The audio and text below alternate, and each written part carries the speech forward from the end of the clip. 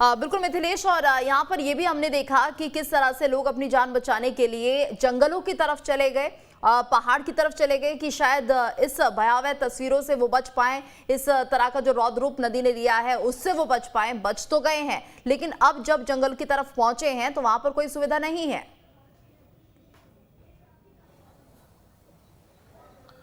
देखिए, पानी से तो हमने अपने आप को बचा के सुरक्षित स्थान पे पहुंचा दिया है। अब परिवार में छोटे बच्चे हैं, परिवार की महिलाएं हैं, बुजुर्ग हैं, सभी लोग हैं। देखिए, अब अगर आपको पानी चाहिए तो आप अपने गांव की तरफ नहीं जा सकते हैं, क्योंकि गांव को पूरी तरीके से सील कर दिया गया है।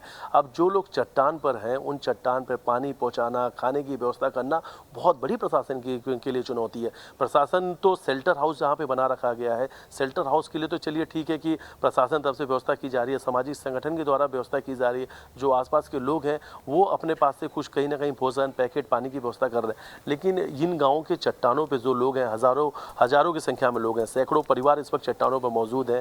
अब इतनी रात के अंधेरे में आखिर उनके लिए व्यवस्था कैसे हो पाती, क्योंकि न प्रशासन को पता है, न दूसरे लोगों को पता है कि किस किस चट्टान में कौन लोग हैं।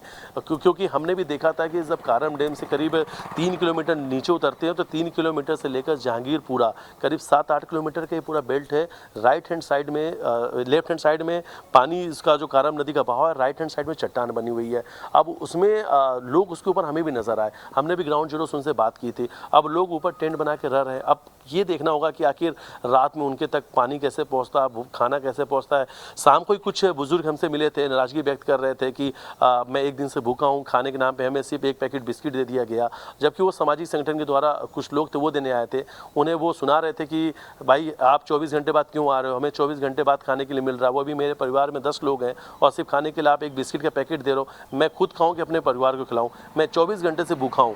तो ऐसी भी कई सारी तस्वीरें है। देखिए, शेल्टर हाउस में व्यवस्थाएं हैं, तमाम चीज़ें हैं, लेकिन वो लोग जो गांव से दूर चट्टानों में अपने आप को सुरक्षित जगह पर लेके पहुंच पाए हैं, उन लोगों के लिए व्यवस्था कैसे हो पाती है। और जब हमने उनसे कहा कि आप भी शेल्टर हाउस चले जाइए, तो उनका कहना था कि हम तो चले जाएंगे, लेकिन हमारे सामान की रखवाली कौन करेगा।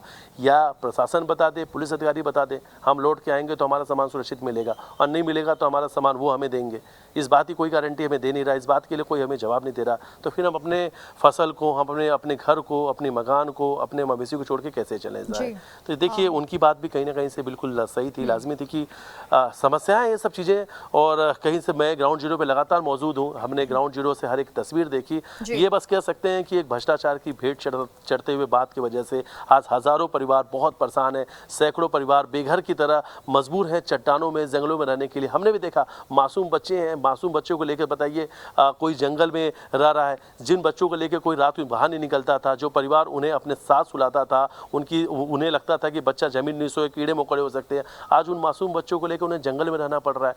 जब हम 2-4 किलोमीटर ऊपर चढ़े तो हमें भी डर लग रहा था कि हम ऊपर कैसे जाएं, आसपास कीड़े मकोड़े हो सकते हैं, बरसात है, छाप भी हो सकते हैं। लेकिन जब हम ऊपर पहुँचते हैं तो हम भी देख कर हैरान रह जाते हैं कि मासूम बच्चे ज़मीन पर सो रहे हैं, खटिए पे सामान रखा हुआ है, पानी पीने के लिए नहीं रखा गया, जो पानी पीने के लिए रखा गया था उसमें कीड़े मकोड़े गिर चुके थे।